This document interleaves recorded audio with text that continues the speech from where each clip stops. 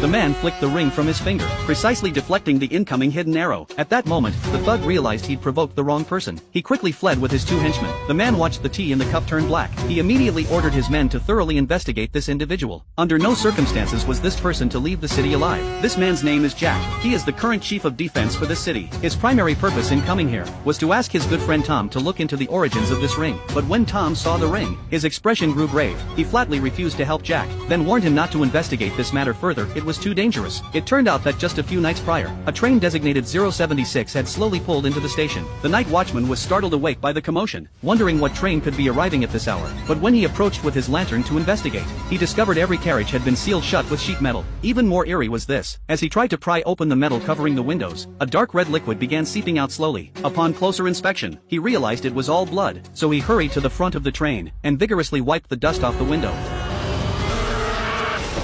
Early the next morning, Jack immediately cordoned off the scene. Through investigation, they learned this was a military train that had vanished nearly 30 years ago. When Jack entered the train, he discovered the entire train was filled with coffins, and all the bodies were lying face down. After passing through the last car, packed with corpses, they discovered a coffin chained shut, isolated within a cage. Jack knew that to uncover the train's secret, he had to open this coffin. But this coffin was no ordinary one. Legend had it sealed with molten iron, leaving only a small opening at the top. Forcing it open would release deadly fumes. The only solution was to reach inside and unlock it from within. Jack ordered his men to haul the coffin to the station and began preparations to open it. But for safety's sake, they would first attach a rope to a pair of large scissors and a swift horse, should any crisis arise. During the opening of the coffin, a gong would sound as the signal. The swift horse would immediately pull the rope, and the scissors would instantly sever the soldier's arm. This way, one can save their life by sacrificing an arm. For the city's safety, Jack stepped forward, removed his gloves, and plunged his hand inside. But as the mechanism turned,